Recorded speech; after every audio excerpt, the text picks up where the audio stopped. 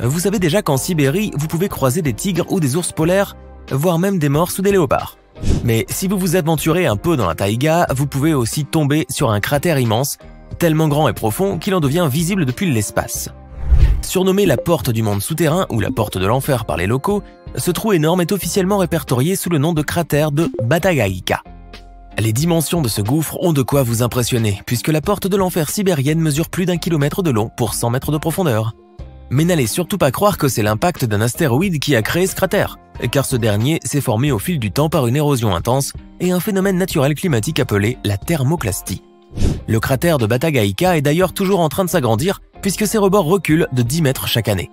Maintenant que vous connaissez où se situe la véritable porte des enfers, vous ne verrez plus la Sibérie de la même façon. On ne peut pas visiter l'état de la Géorgie sans faire un petit détour par le comté d'Elber, siège du fameux Stonehenge américain.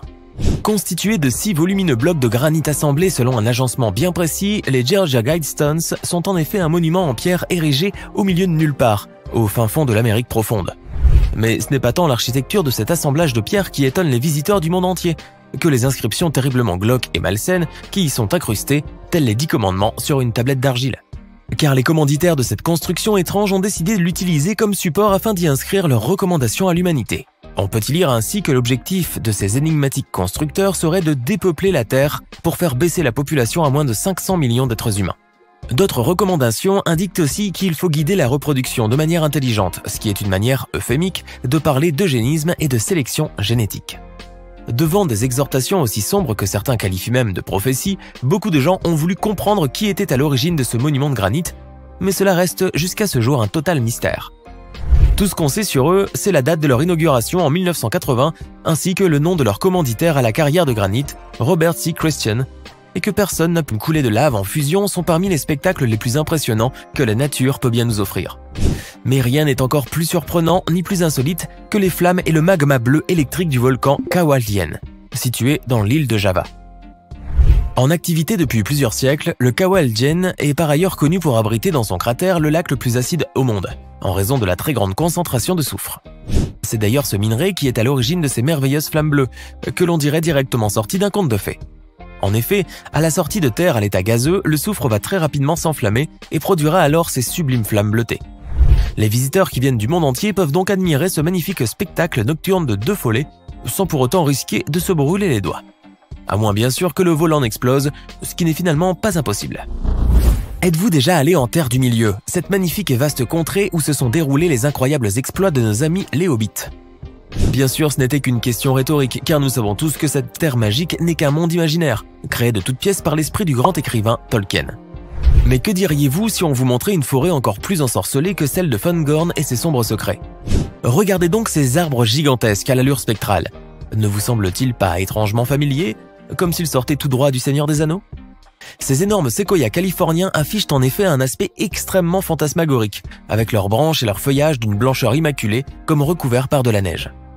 Ces séquoias de plus de 30 mètres de haut sont tout simplement dépourvus de chlorophylle, le pigment qui donne aux plantes et aux algues leur couleur verte, ce qui en fait donc des arbres albinos.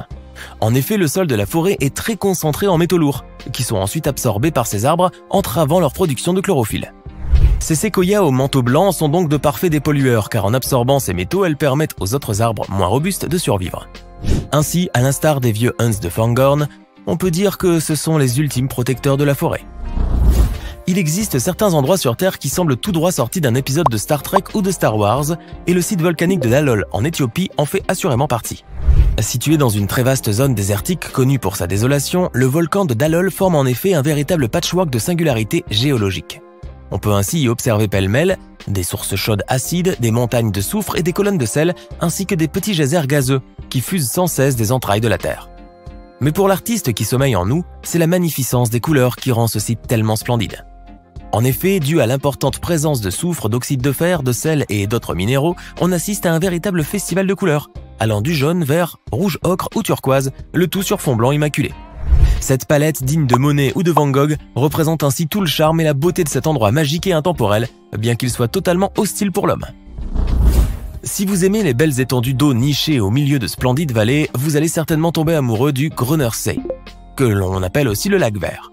Situé dans la commune de Tragoz-Sankt Katharin en Autriche, ce lac sublime est entouré par les montagnes du massif de Hochschwab et ses forêts.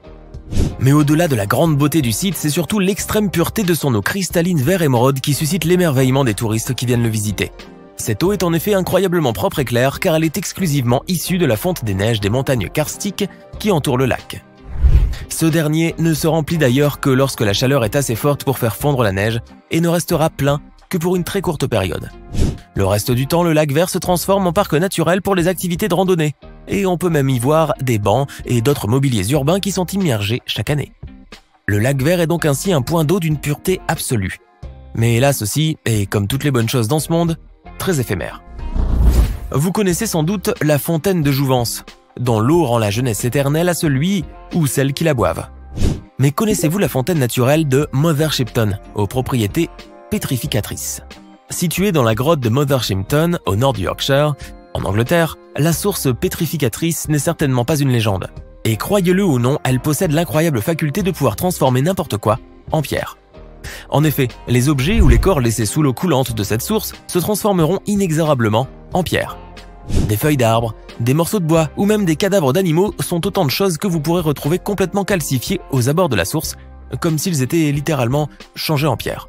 Mais si vous croyez que c'est l'œuvre d'une gorgone qui se tapierait dans la caverne ou d'une vieille malédiction des eaux de la source, vous vous trompez.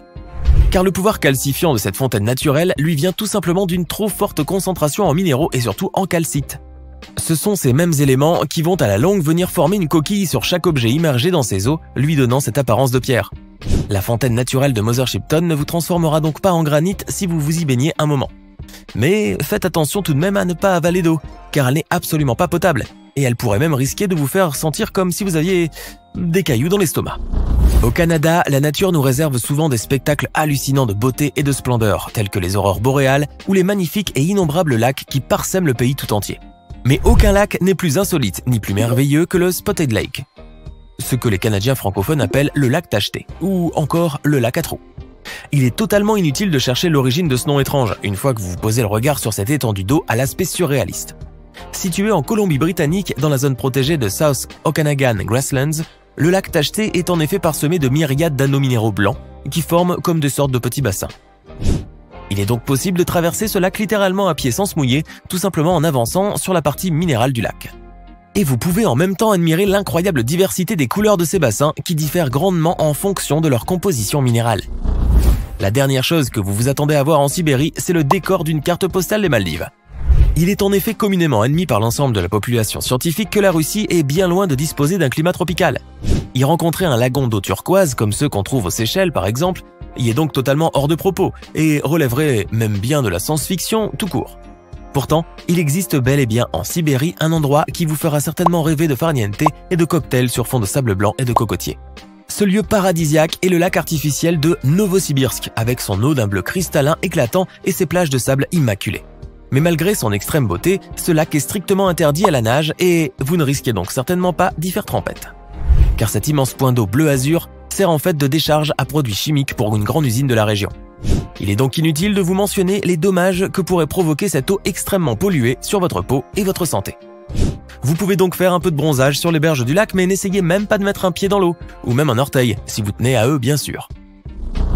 Si tout ce que vous connaissez de la Finlande se résume au sauna et à l'entreprise Nokia, on peut vous dire qu'il vous reste beaucoup de choses à apprendre sur ce magnifique pays nordique.